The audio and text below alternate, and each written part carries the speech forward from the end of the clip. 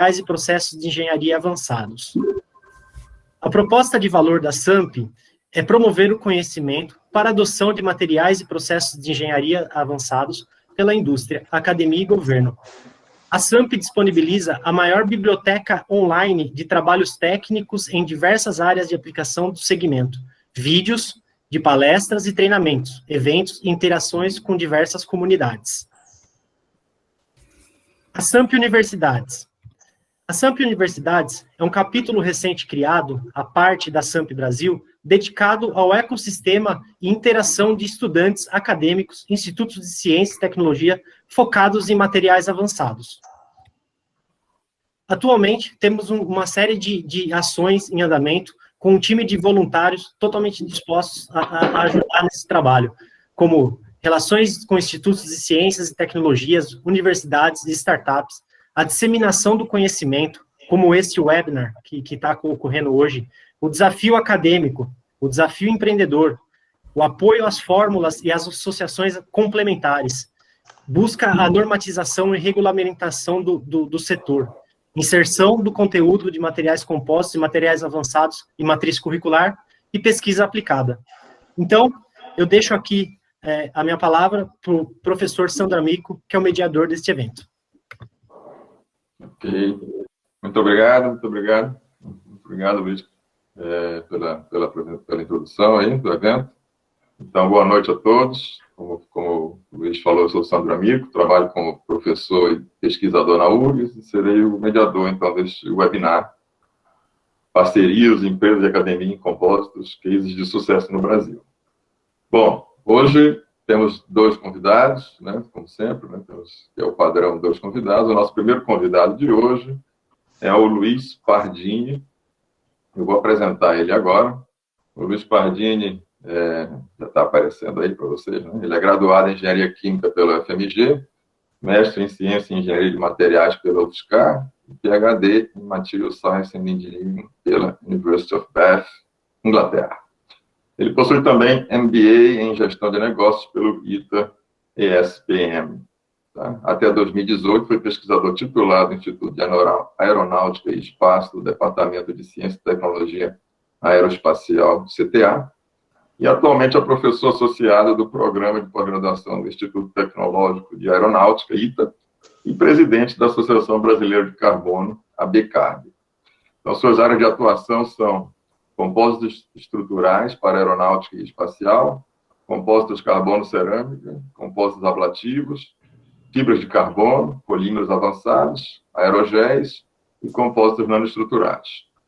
Ele tem 34 orientações de mestrado, 9 de doutorados concluídos, e é coautor do excelente livro, né, Compósitos Estruturais, Ciência e Tecnologia, e já está na segunda edição. Então, eu convido, então, o professor Pardini para ficar à vontade para fazer uma breve apresentação institucional. Muito obrigado por ter aceitado o convite, participar com a gente. É uma honra ter vocês dois aí conosco hoje. Fique à vontade, Pardini, se quiser compartilhar a tela também. Pois não.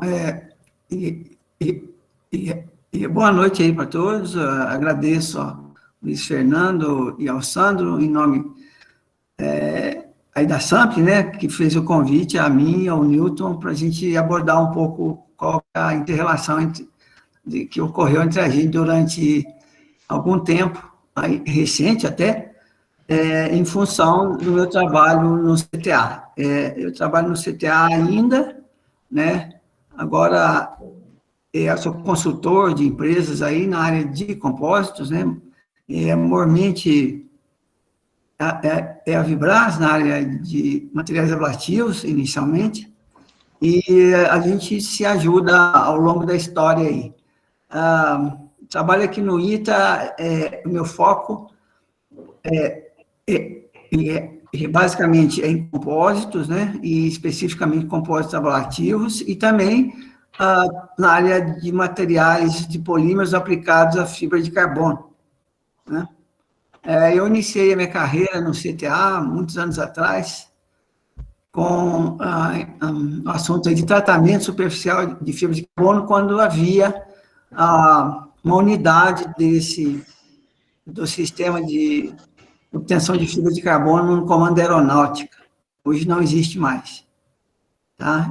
Mas, de qualquer forma, o trabalho de pesquisa nessa área ainda se conduz por efeito de existência de interesse do Comando Aeronáutico em ter uma fibra de carbono aí no Brasil, eventualmente. Ok?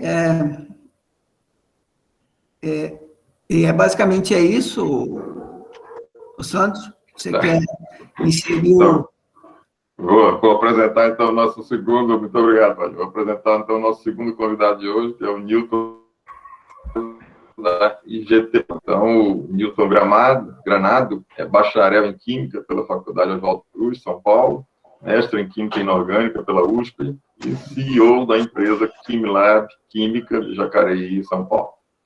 É o diretor-presidente do Instituto Granada de Tecnologia da Poliacrilonitrila, IGT-PAN, e também em Jacareí, São Paulo. Suas áreas de atuação são pesquisa com polímeros, principalmente a poliacrilonitrila, né, que é a estrela do show hoje aqui, né, a PAN, para a produção de fibras acrílicas, fibra de carbono, polímeros superabsorventes e processos de reciclagem de fibras acrílicas. Newton, muito obrigado por ter aceitado o convite também, né? Fica à vontade para fazer uma breve apresentação. Tá ok. Então, eu agradeço a todos aí, principalmente a você, Sandro da SAMP, e o Pardini, que fez me convidou para participar desse webinar, e aí falar um pouco da nossa experiência com relação a essas pesquisas que a gente desenvolve aqui no Instituto Granado, né? Na verdade, essas pesquisas começaram aqui na empresa Quimilab, né? Com a qual o Pardini já trabalha aqui há mais de 10 anos aqui, né? E essa história toda da gente trabalhar com a PAN, a poliacrilonitrila aqui, ela já é muito anterior a isso, que ela já tem mais ou menos aí mais de 20 anos, quando a gente desenvolvia trabalhos de pesquisa e desenvolvimento aqui no caso, né, era a Rhodia, né, que produzia fibra acrílica aqui em São José dos Campos, aqui, né. E em 1997, a Rhodia, ela foi comprada por um grupo italiano chamado Radice Fibras, e ela ficou como produtora da marca Crilor, que é a fibra acrílica produzida aqui no Brasil, né, e até o encerramento das atividades da companhia, que foi em 2013, né. Então, até 2013, trabalhávamos fazendo pesquisa no caso, para Radice Fibras, né. E um dos trabalhos relacionados com a fibra acrílica, que acho que é o mais importante, foi o desenvolvimento do precursor de carbono para o projeto do Centro Tecnológico da Marinha. O Pardini também já participou também aqui, né? Então, a minha equipe aqui da Quimilab era responsável pela produção do precursor de fibra de carbono que a Marinha estava fazendo a carbonização no forno que ela comprou, que ela tem lá em São Paulo, né, lá no Centro Tecnológico da Marinha, baseado nesse desenvolvimento que foi feito, né. Felizmente, aqui no Brasil não tem produção mais de fibra acrílica, muito menos de precursor de carbono, né, e a partir disso aí, a gente desenvolveu, alinhado com o século XXI, processos alternativos de produção de fibras precursoras de PAN, por processos de extrusão, com o processo tradicional baseado na fiação úmida, usa solventes, né? Então, nós desenvolvemos um processo termoplástico aqui de fazer essa fibra, né? Então, nós já temos os equipamentos aqui estabelecidos, já temos 2 patentes aqui no Brasil relacionadas com esse processo termoplástico, e assim a gente vai indo, dando bastante temas de pesquisas para os alunos do Pardini, né? Já temos aí, talvez, mais de 10 alunos de pós-graduação que já se formaram com pesquisas nesse mesmo tema que nós desenvolvemos. Muitos deles já estão em algumas universidades aí do Brasil, também fazendo pesquisas nessa vertente. Então, é uma experiência muito positiva, a relação que eu tenho aqui com o Pardini orientando pelo ITA e os alunos fazendo as pesquisas aqui conosco no Instituto Granado. Tá? Então, é isso que eu queria dizer. Ok, muito obrigado, muito obrigado. Foi bom ouvir essa contextualização inicial aí, para a gente poder continuar, então, a entrar no tema, então, aí do webinar de hoje, né? Eu queria, antes de começar, pedir às pessoas ali que não ligassem a câmera, né, o microfone, tá? Agora, a partir de agora, para eles poderem começar a apresentar, então, o webinar, tá? Aproveito também para agradecer, que eu não esqueci no começo, agradecer a presença de todos também, aí estamos felizes aí pela audiência. Então, vamos começar, então, a falar sobre o tópico deste webinar agora, que é polímeros precursores de fibra de carbono e compostos ablativos, né? Então, agora eu vou chamar de novo aí o Pardini e o Newton, fica à vontade ali, vocês podem interagir à vontade a partir de agora. Vamos começar a falar do tema, tá? Eu convido as pessoas que estão assistindo a colocarem as perguntas no chat ali, e aí no final vai estar reservado 20 minutos, vão estar reservados 20 minutos para as perguntas. Então, pode colocar que a gente vai fazer as perguntas, sim, da audiência lá, no final, tá? Então, fica à vontade para colocar. Pardini e Newton, por favor, fica à vontade para compartilhar a tela. Ok. Então, deixa eu compartilhar um assunto aqui, já inicial, não sei se vocês estão vendo aí.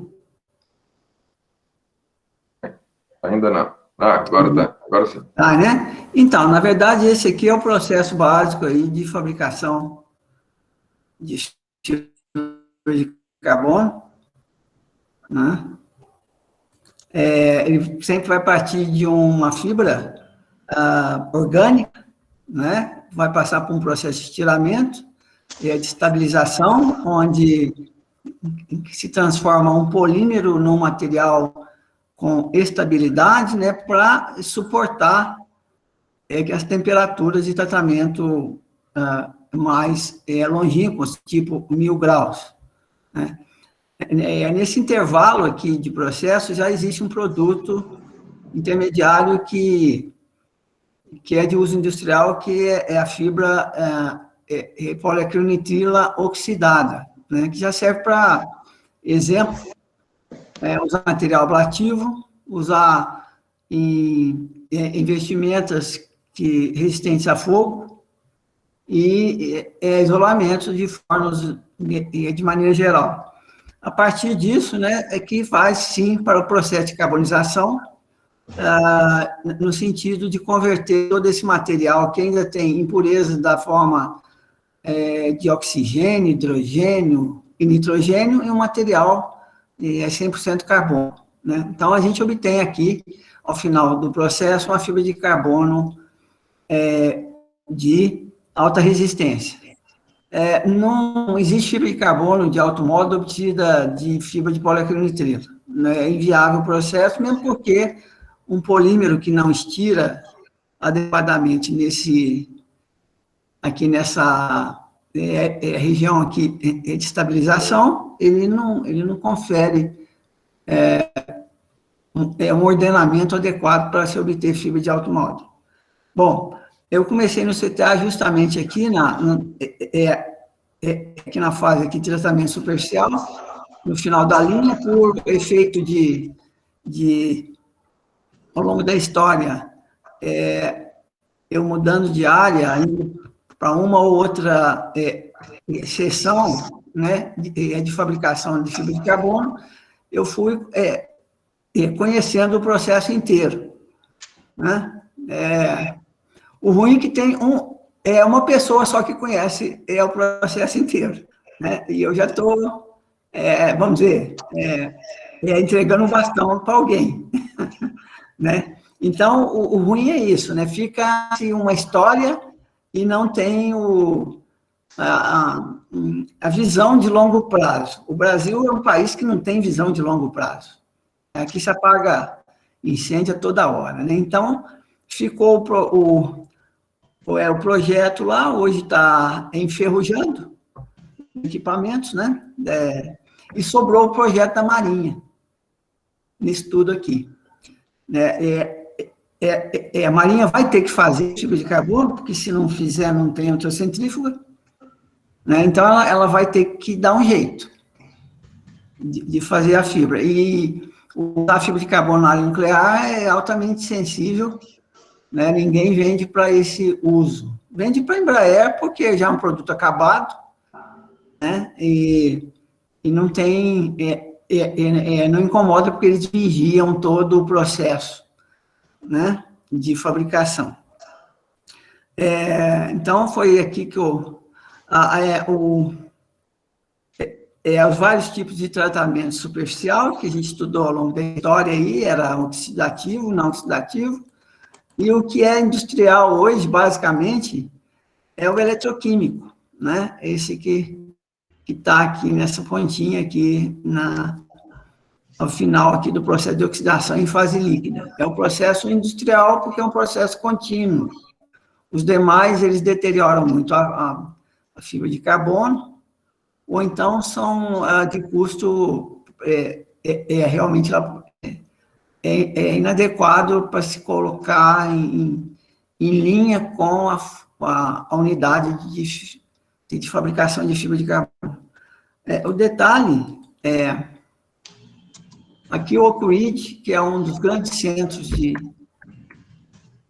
fabricação, de pesquisa, na verdade, né, de fibra de carbono, já está estudando que a parte de oxidação, né, de fibra de poliacrilonitrila com radiação, micro-ondas. Isso vai reduzir o custo da fibra de carbono no curto prazo. Além disso, aí que entra a minha interação com o Newton, né? Lá da Kinlab. Há mais de 10 anos, na verdade, ele propôs que a gente estudasse o produto que ele já tinha obtido lá, que é a fibra de carbono, a fibra de poliacrilonitrila extrudada, que ainda não existia no mercado, né? Assim como ele disse anteriormente, né? Existia a fibra obtida via úmida, né? Que é um processo altamente, vamos dizer, entre aspas, inviável economicamente, mas era o que tinha, e agora utilizando de processos convencionais da indústria de polímeros, né? Que é a extrusão, né? Aí o que acontece? Deixa eu ver aqui se eu tenho. Então, essa aqui era a unidade que eu iniciei aí a minha carreira no CTA, né? A partir de uma bobina de fibra, eu utilizava uma cuba eletroquímica, uma célula, né?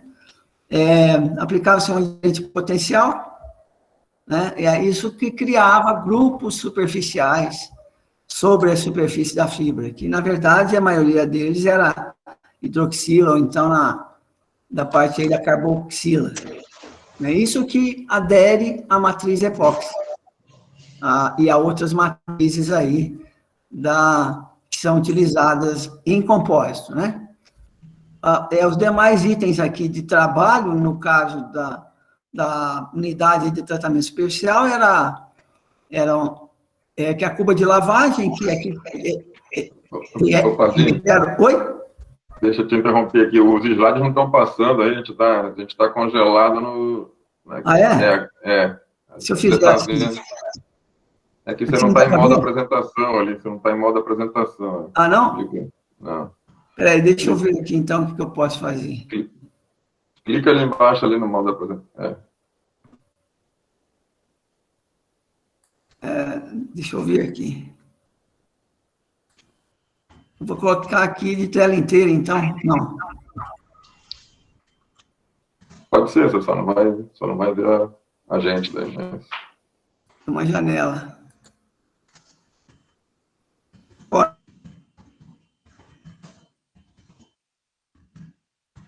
Ou não? Por enquanto, não. Não? Bom, de qualquer forma, deixa eu ver o que eu posso fazer aqui. Coloca a tela inteira, que aí não tem erro. Isso. Agora sim, está vindo alguma coisa. Não. Tá. Deixa eu ver aqui para a trilheira. Estamos vendo a tela em preto e branco. Tá, Agora, só que... Agora sumiu de novo. Viu de novo?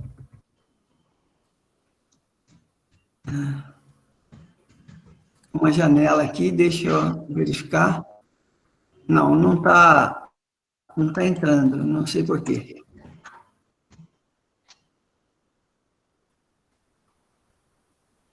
E a tela inteira não deu certo? Não deu certo com a tela inteira, não. Tá, então deixa como estava lá, volta para onde estava e passe os slides na setinha mesmo, Paulinho, que aí a gente vai ficar vendo aí. Peraí. Tá, é aqui, achei. Acho que eu achei, não sei. Não vai. Por enquanto, nada. Não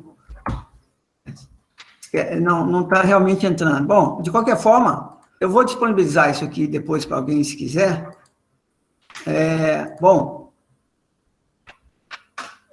Então, foi assim que ocorreu a minha início de carreira lá. E, a partir de então, a gente foi... eles me mandaram lá para a Universidade de Bath para que eu fizesse carbono. Nós obtivemos lá uma pesquisa que é usada até hoje. Na verdade, foi a modificação de carbono com carbeto de silício. O carbono é primo do carbeto de silício, né? Então, ele sempre está junto. E outra coisa que também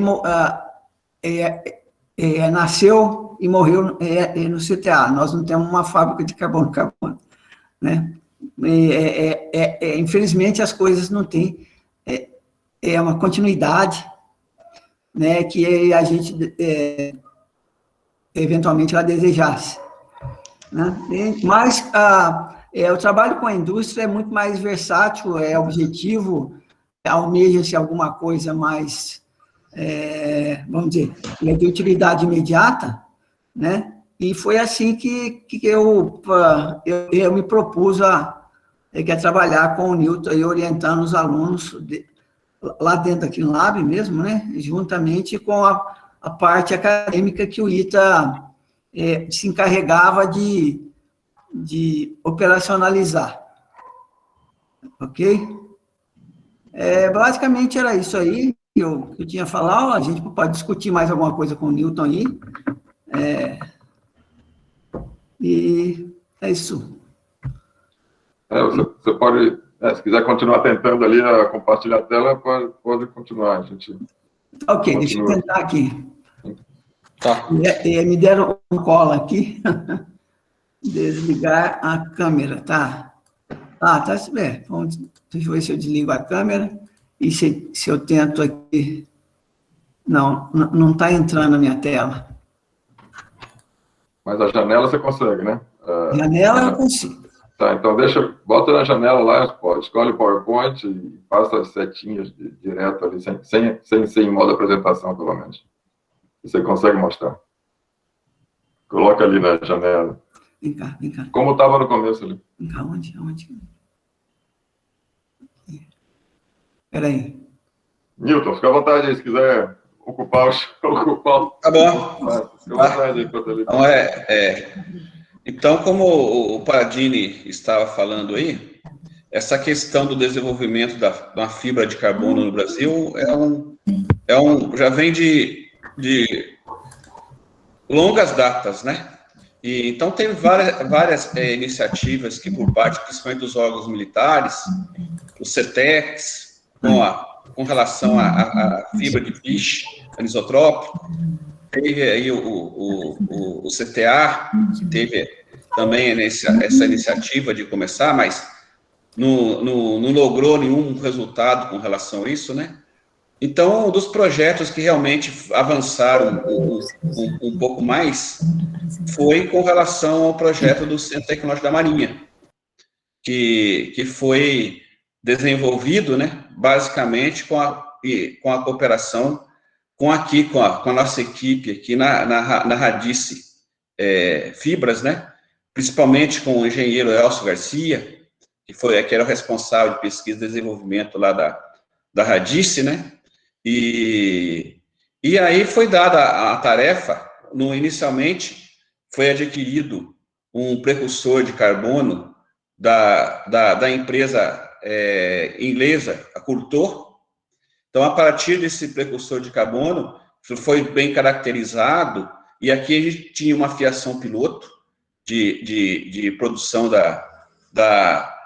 do precursor por processo de fiação úmida, né? Que é basicamente, como o Pardini falou, um processo que caracteriza por dissolver o polímero poliacrilonitrilo num solvente altamente polar. No caso aqui foi usado a dimetilformamida, e aí foi feitas várias versões de copolímeros, até que terminou um copolímero, né, que deu os melhores resultados de fibra acrílica, de PAN, inclusive foi carbonizada no forno piloto, lá na Marinha, né, com o Delmo, que fez ali a carbonização, e encerrou aí, porque depois fechou a fábrica, né, e hoje a Marinha tem o forno lá, mas infelizmente não tem fabricação de precursor de carbono no Brasil, né, porque em 2013 encerrou a fábrica, né, e então a partir daí, todos os ensaios que foram feitos no forno da Harper, que está instalado lá no CTM, foi feito com esse lote que nós produzimos aqui. E agora não tem mais fibra de precursora para ser ensaiada lá. Então, quer dizer, sempre a gente vê essa questão toda, porque fibra de carbono é uma coisa muito complexa. Ela tem várias etapas necessárias, e todas elas para ter o produto com a qualidade adequada para aplicações estruturais, começa lá no desenvolvimento do polímero, lá embaixo. Então, tem uma série de competências que tem que ser estabelecidas aí, e tem que ter continuidade isso. Infelizmente, não houve continuidade nessas etapas, né? Então, e essas pessoas muitas vezes muitas morrem, esse conhecimento se perde, não se passa para outras pessoas, né?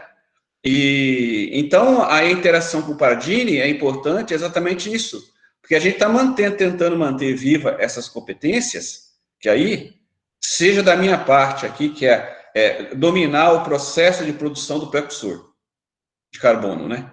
Porque isso que é uma etapa muito crítica, que é o estado da arte, porque se não for feito um bom precursor de fibra de carbono adequado, você não vai ter uma fibra de carbono adequada, né? E comprar fornos para fazer a oxidação, carbonização, isso você compra. Mas o precursor, ninguém sabe como cada empresa produz seu precursor. Isso é um segredo, muitas vezes, que não é... E quando você analisa a fibra de carbono para fazer engenharia reversa, para saber qual precursor, ali já é outra coisa, já é um material rico de carbono, que não dá para você fazer isso. E poucas empresas no mundo não vendem precursor de carbono, né? Por exemplo, a SGL comprou lá em Portugal a FISIP, que estava fechada, para produzir seu precursor de carbono que ela usa, né? A Torei, no México, mesma coisa, né? Ela comprou a fábrica de fibra de carbono que desativou lá no México, para poder fazer a sua fibra, né? Então, então, o que nós vamos fazendo nesse tempo é desenvolvimento com os orientandos que o Pardini, a gente vai fazendo, exatamente desenvolver, passar para eles essas competências, né, para realmente desenvolver isso. Mas não é só nisso, a gente tem que avançar um pouco mais, porque com essas questões do século XXI, questões ambientais, de sustentabilidade, né, os processos de fibra química não são sustentáveis, principalmente por causa das questões que estão fazendo as fábricas de fibras acrílicas fecharem no mundo afora. É a questão que é um processo que de alto impacto ambiental. Então, é necessário também desenvolver rotas alternativas de produção de fibras, né? Por exemplo, como a gente está fazendo com o processo termoplástico, que é usando um resíduo da produção de indústria de biodiesel, a glicerina, para plastificar a PAN e fazer esse precursor. Ou outros precursores que estão aí sendo, estão sendo estudados, lignina, né, piche, anisotrópicos, né? Então, tem uma série desses outros aí. Então, é isso que a gente vem desenvolvendo conjuntamente aí. E o que tem a ver, por exemplo, a fibra de poliacronitrila com material ablativo? Bom, inicialmente dá para utilizar a fibra de poliacronitrila oxidada para se fazer um material ablativo, uma vez que ela é retardante de chama, a fibra de poliacronitrila oxidada. E um outro método que nós já estamos desenvolvendo lá na Kinlab é justamente enxertar a fibra de poliacronitrila com um material refratário. Exemplo, alumínio, ou bário, ou extrôncio, etc. Se faz uma espécie de hidrolisação da fibra, ela abre a estrutura, né, e enxerta o material refratário e se utiliza para fazer o compósito, né? É um método diferente de obter um filamento de reforço, né, para material ablativo. Então, ao invés de utilizar o final da produção, que é a fibra de carbono, utiliza-se já a fibra de poliacronitrila, que vai gerar um carbono depois, né? O material ablativo ele precisa ser um material que queima, né, durante o processo, e protege a estrutura, né? Basicamente seria esse o link, a ligação entre o que a PAN e o material ablativo se complementam, né? Ok? Ok. Você ainda está compartilhando a tela aí, mas ela está toda preta aí, só para te avisar. Tá. Tudo bem. Está compartilhando? Agora sim, agora apareceu. Se quiser mostrar mais alguma coisa. Então, aqui é que eu estava mostrando, né, o método industrial de fazer o sistema de tratamento superficial, eletroquímico, que é contínuo. Aqui um slide mostrando que o QRID já está trabalhando com o processo de estabilização utilizando de micro-ondas, né, vai reduzir muito o custo da fibra de carbono, em função de que esse método aqui essencialmente por temperatura e por longo tempo, né? E aqui agora tivemos aí fibras com processos de extrusão da indústria de polímeros aí, que é convencional, né? Extrusão. E não fiação a úmido. Então, esse método de obter fibra de poliacronitrila representa 50% do todo custo aqui da fibra de carbono. Então, se reduzir o custo aqui e aqui, aí já começa a ficar interessante para a indústria automobilística. Uhum. Né? Então, esse é o que a gente está, vamos dizer, almejando, né? Embora não exista exatamente uma empresa instalada aqui de fibra de carbono, mas nós não podemos só pensar no Brasil, né? A gente tem que pensar fora também, porque se pensar aqui em mercado não corresponde, etc. Né? Ok? Tá certo. Ok. Bom, eu posso fazer uma pergunta, então, eu vou começar aqui as perguntas ali, acho que está, a não ser que posso passar para as perguntas ali? Podemos? Ok. Tá, eu vou começar com a minha, então, para o Newton aí. Newton, você falou várias vezes que a PAN precisa ser especial aí para poder servir como precursor de carbono, da fibra de carbono. Mas quais são as propriedades, então, fundamentais ali que a PAN precisa ter, que você considera, se ela atender aquilo ali, ela pode ser usada como precursor para a fibra de carbono? Bom, a principal propriedade dela, com relação, que é ajustada nela, que se você fazer uma fibra, seria mais fácil fazer a fibra se fosse com material homopolimérico, né? Porque a PAN ela tem uma característica diferente de todos os outros polímeros, que quando ela é submetida a um tratamento térmico, mais ou menos por volta de 200 até mais ou menos 300 graus Celsius, ela começa a criar uma estrutura cross-linkada, rígida, né? Que a gente chama de ciclização. Essa ciclização da PAN é que dá estabilidade dimensional para ela ser submetida às demais fases, seja de oxidação e depois a carbonização. Só que com essa reação, quando ocorre, é uma reação altamente exotérmica, né? Ela é uma liberação de energia até descontrolada, que pode até muitas fábricas de precursor de carbono ou de fibra de carbono pegar fogo.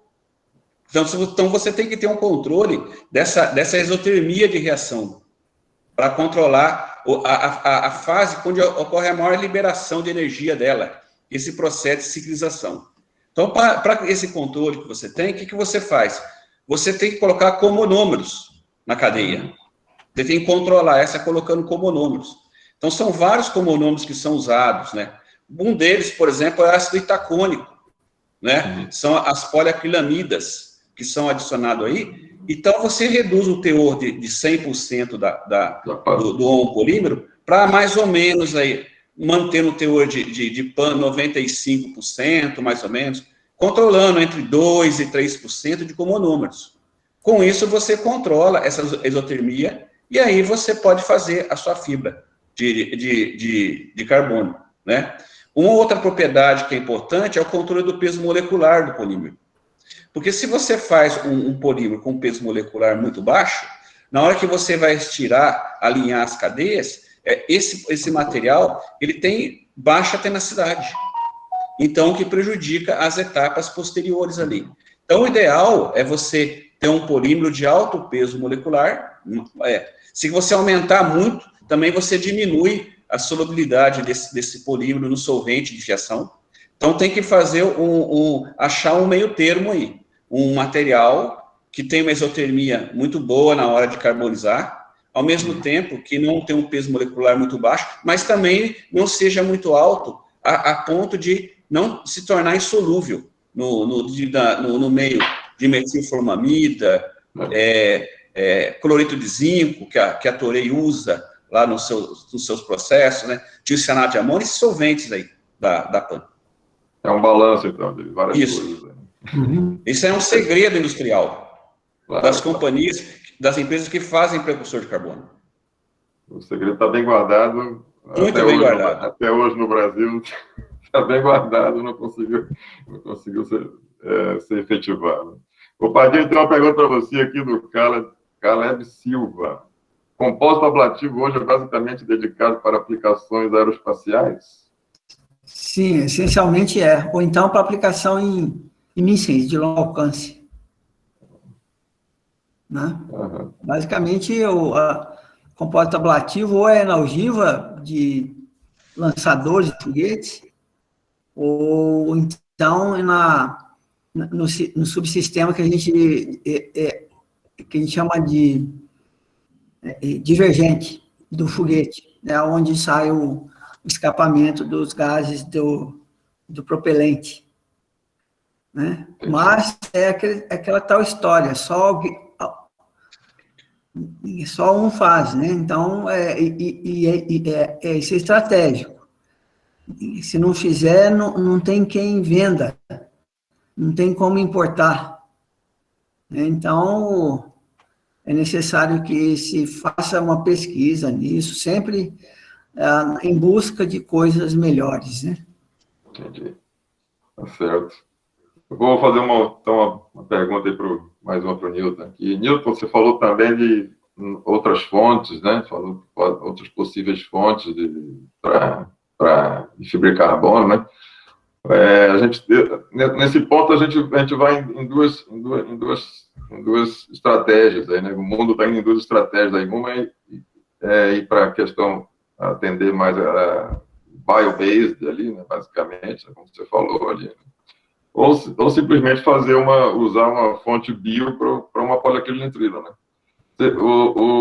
Qual que você acha, o que você acha que está mais próximo ali para a gente? Por exemplo, a fibra de carbono, os precursores começaram lá nos anos 50, né? 58, Rayon, 60, PAN, Piche também anos 60. Hoje em dia, a PAN, como precursor de fibra de carbono, é 97% do mercado, é o último número que eu tenho, é isso aí, 97%. E não mudou nada, né? Desde então, aí, nos últimos 60 anos, basicamente, continuam essas três fontes ali, né? O que mudou de lá para cá foi que o Rayon desapareceu.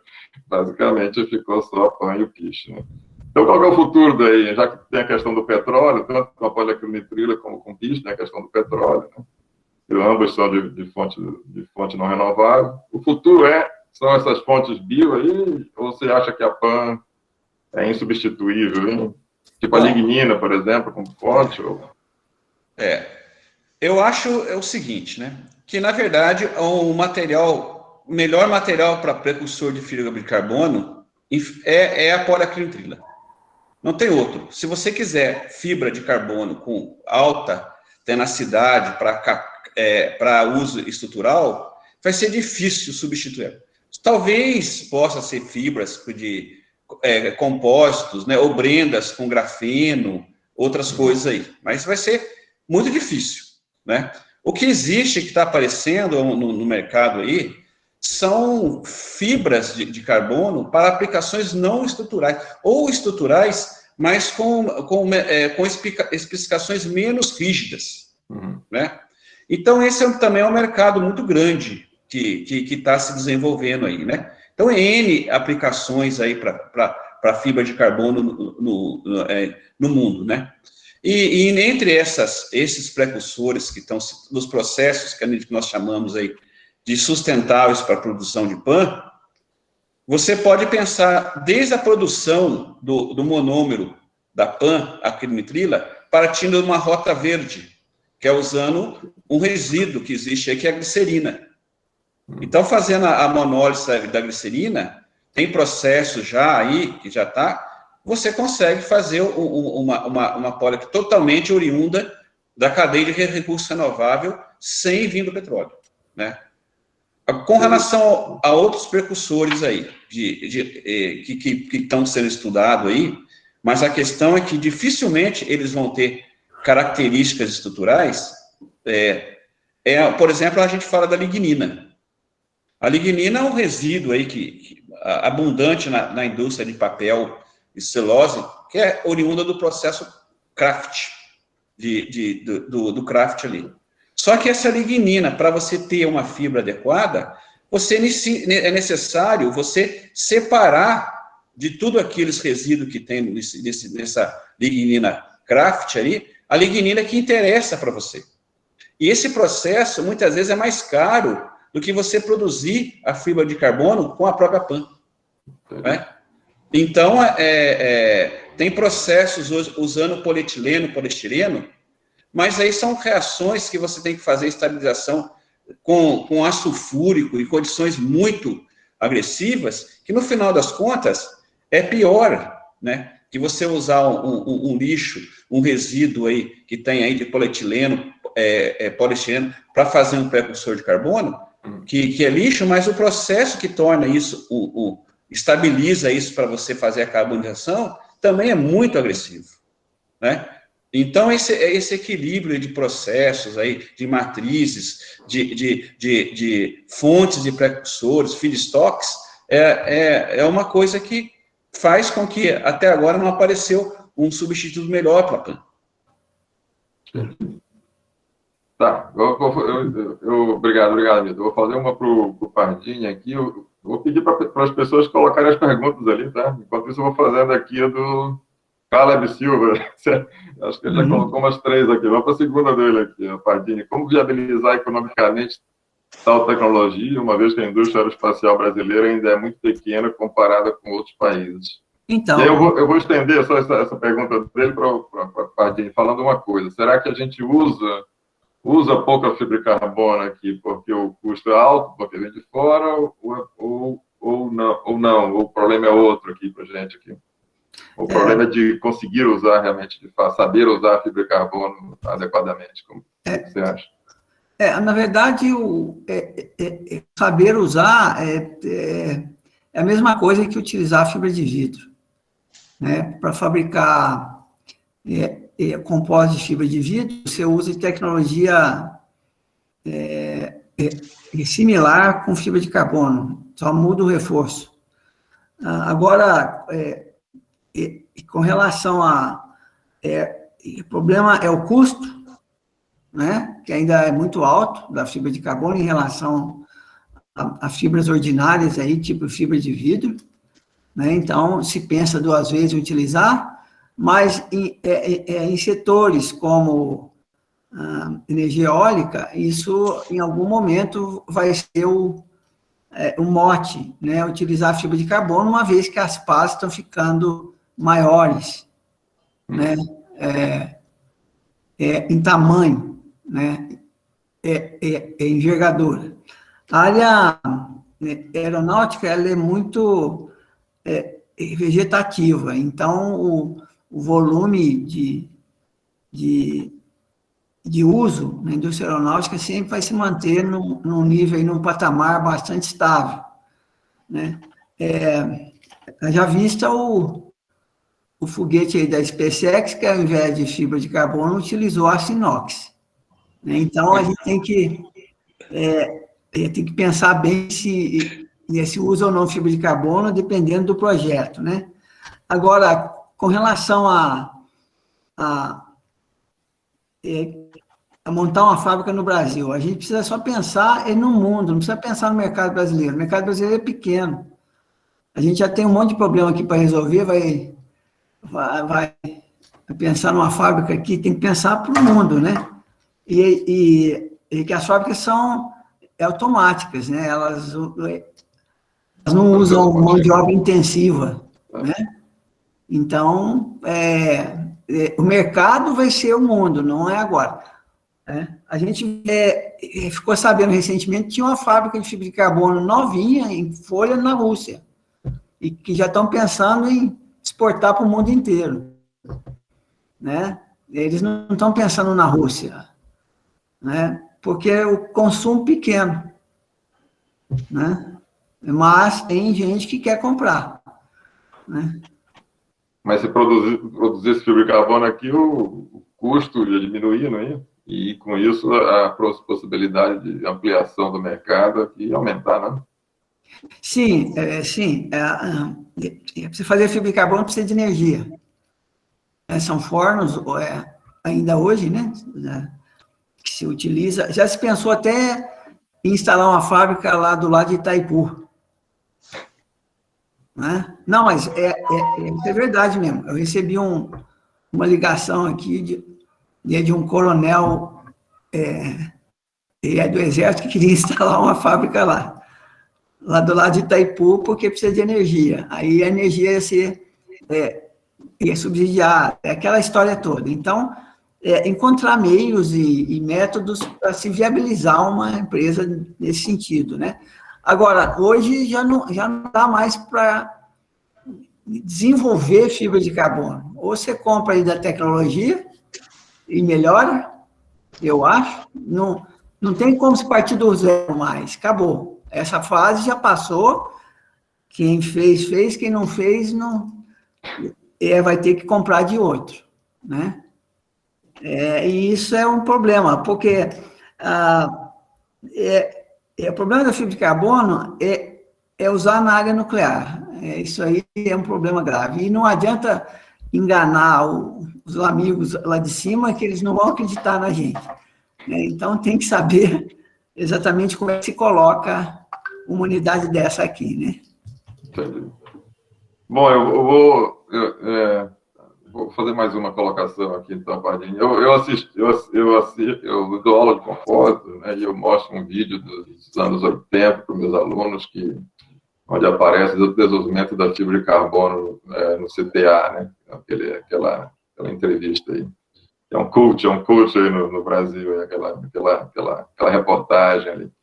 Como que na opinião de vocês ali, o Pardini talvez esteja mais por dentro, como que o negócio pôde acabar se nos anos 80, né, nos anos 80 a gente já tinha, de acordo com a reportagem, né, fibra de carbono de alta qualidade sendo produzida a partir claro, na época a PAN era comprada, né, comprada fora, já vinha pronta, né, mas mesmo assim a parte de produção da fibra de carbono era feita aqui no Brasil, no CTA, com sucesso, né, como está na reportagem lá.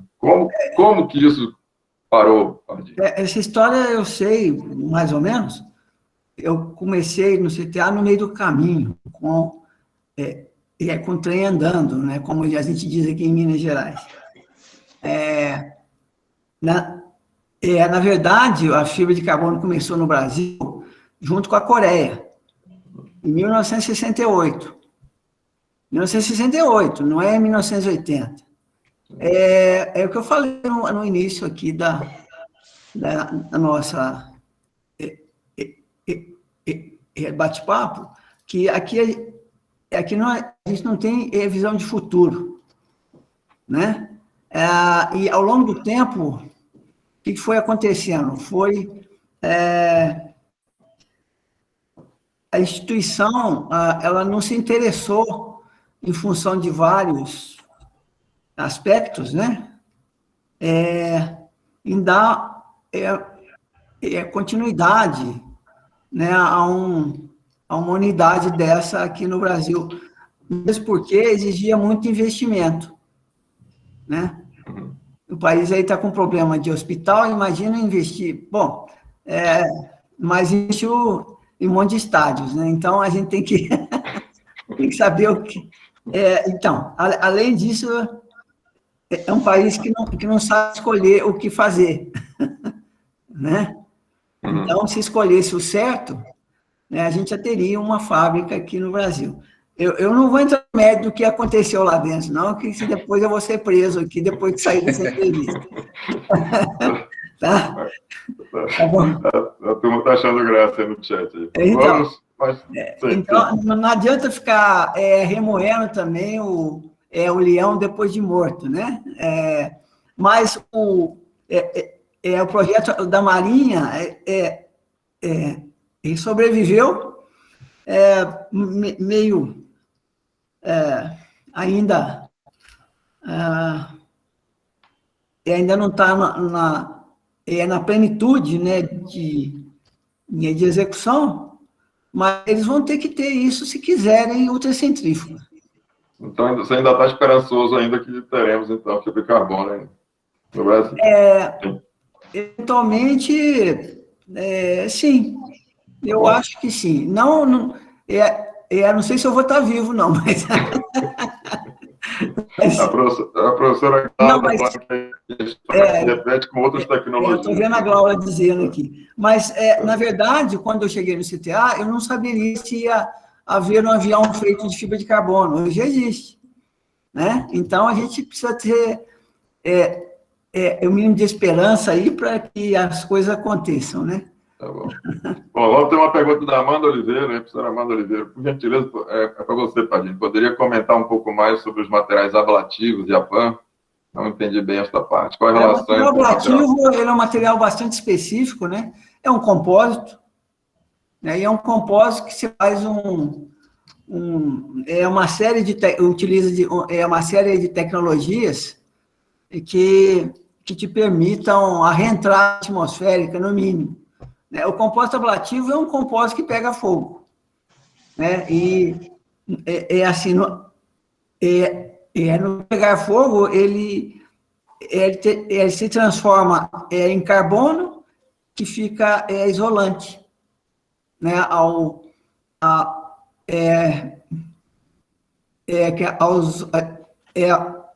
vários sistemas de que ficam dentro da cápsula, ou eventualmente vidas até humanas, né?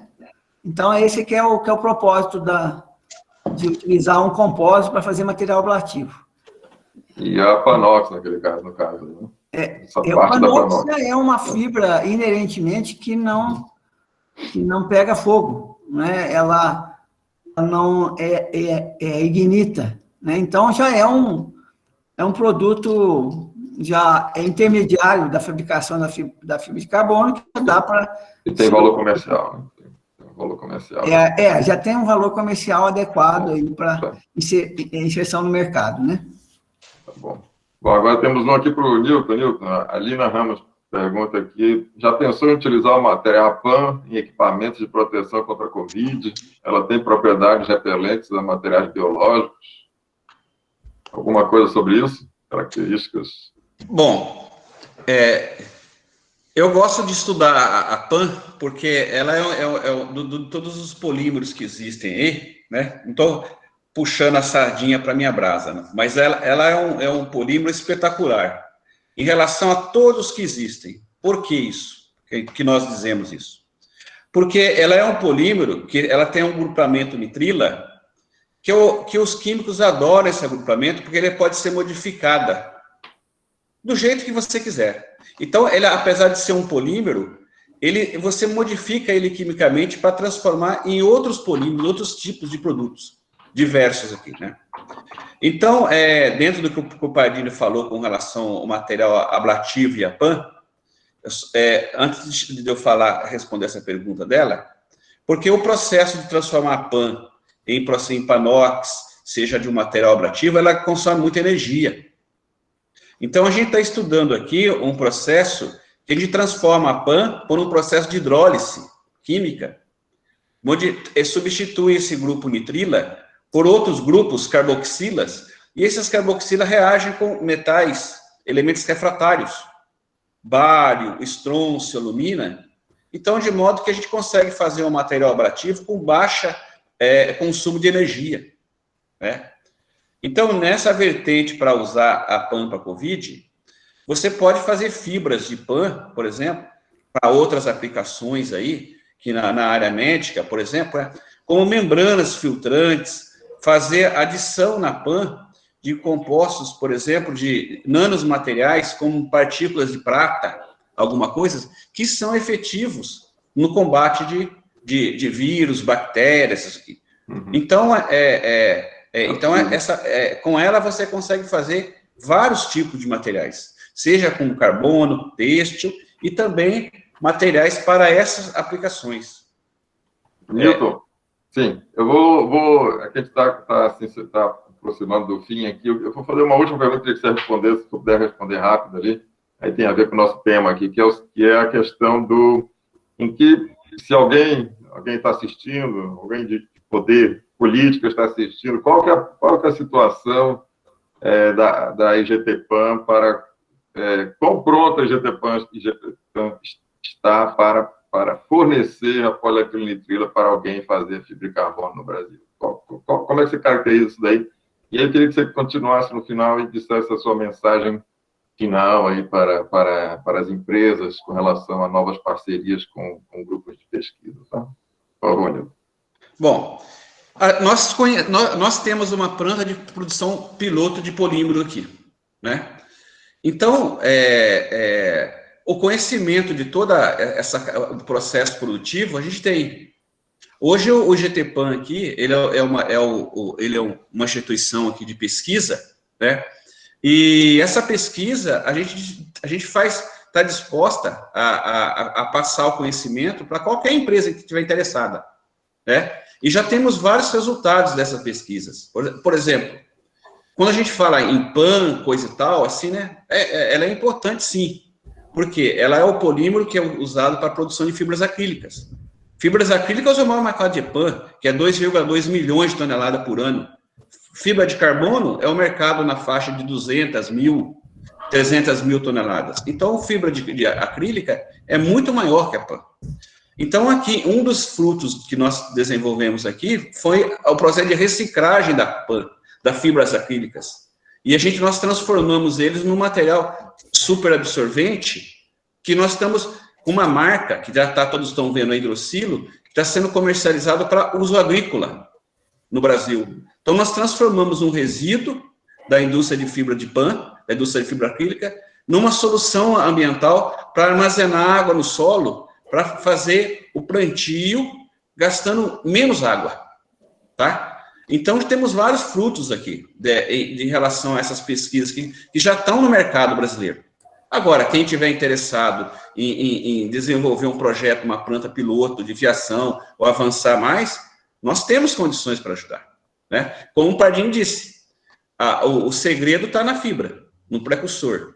Comprar forno, você tem a Harper, que você dimensiona do jeito que você quiser, ele vai te vender um forno para você, só que você vai ter a fibra para queimar nele. Claro, claro. Né? Senão, então o forno para isso tem. Agora, o material precursor não tem.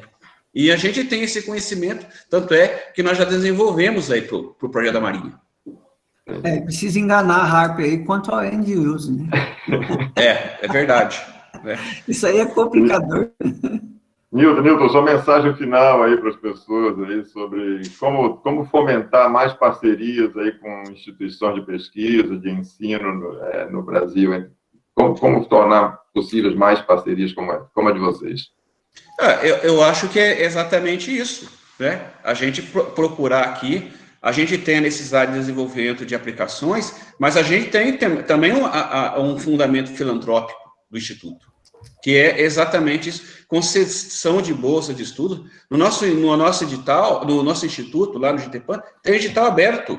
E lá tem as áreas-chave de interesse na nossa pesquisa. Qualquer professor que tiver aluno, quiser submeter um projeto para a gente, tendo interesse, a gente patrocina, a gente fornece uma bolsa de estudo para esse aluno. E essa interação ganha a empresa, ganha a academia e ganha o aluno, que no final da pesquisa ele tem um título acadêmico de mestre, doutor, tá? Então, essa distribuição é muito importante para a pesquisa avançar. E aqui, como a gente está na empresa, aqui no Instituto, eu tenho uma mantenedora que mantém o Instituto, então nós somos ágeis nisso. Porque, ao mesmo tempo que essa tecnologia que nós estamos desenvolvendo aqui, nós já temos parceiros interessados lá fora do Brasil nessas tecnologias para poder passar. Infelizmente, no Brasil nós não temos muitos, né? Mas lá fora, sim, tá? Então, esse sinergismo é muito positivo. Eu recomendo que muitas empresas, muitas pessoas formadoras de opinião que estão ouvindo nós aqui, também tenham essa iniciativa de fazer isso, igual eu faço com o Pardini no ITA, o Instituto com o Pardini no ITA. Só tem resultados positivos. Tá ótimo, tio. Vou mostrar para o Pardini. Pardini, você está compartilhando a tela ainda, se puder fechar. Já estou compartilhando. Então, Pardini, a sua dica aí, ou mensagem final aí para as instituições de ensino aí, de pesquisa no Brasil, como se aproximar das empresas, como fazer as parcerias acontecerem. Por favor. Então, o que eu vejo hoje, existe o programa do CNPq e MAI, né? E o DAI. São o mestrado em inovação e juntamente doutorado em inovação. Tem que se montar um projeto aí guarda-chuva, né, que engloba mestrado, engloba doutorado e iniciação científica. Na verdade, isso ainda está iniciando, ainda não está bem azeitado a máquina, mas é uma alternativa para se continuar, né, com usar do recurso que existe no CNPq para essa finalidade. E inovação, né? Eu não sou contra mestrado acadêmico estritamente, não. Muito pelo contrário, eu venho da academia, mas a gente precisa de inovação na indústria, senão nós não vamos sobreviver, não. A verdade é essa. Essa é a minha mensagem. Muito obrigado aos dois aí. Eu estou muito satisfeito ali com o nosso webinar, nosso bate-papo aqui, ficou bem agradável aí. Eu queria, então, falar agora para os que estão nos ouvindo aí, que a gente que a gente vai continuar com nossos eventos, né? Nossa sequência de eventos continua. E se alguém quiser participar como convidado ali, pode entrar em contato comigo ali pelo LinkedIn, tá? Sandro Amico no LinkedIn, e eu coloquei meu e-mail também aí no chat, tá? Daqui eu vou pedir para tomar liberdade de apresentar para vocês aqui o próximo webinar que nós teremos. Se aparecer, vocês me avisam. Eu acho que está aparecendo, né? Está ali já. Então, esse é o próximo webinar que a gente vai ter daqui a 2 semanas, reciclagem e corte de compostos estruturais na indústria aeronáutica também, tá? Com uma equipe da Unifesp, 3 convidados da Unifesp, ali o Fábio Passador, a professora Mirabel Rezende, a Larissa, e do lado da Altec, o Orestes Ferro. Então, estão todos convidados daqui a 14 dias para esse próximo webinar, tá? Então, por último, eu queria, então, agradecer a todos, queria agradecer novamente aí ao Pardini e ao Newton, foi muito agradável aqui, o nosso bate-papo, agradecer a todos aí todos que estão nos ouvindo aí, e convidar novamente todos para daqui a 2 semanas nos reencontrarmos aqui, tá bom? Muito obrigado a todos aí, muito obrigado, Newton, obrigado, Pardini. Obrigado. Parabéns aí, muito parabéns, nosso aí, tem várias pessoas dando os parabéns aí no chat pela parceria de vocês e pelos resultados obtidos. Muito obrigado. Obrigado. Obrigado. Boa noite aí para todo mundo. Até logo a todos. Tchau. Até logo. Tá bom. Boa noite.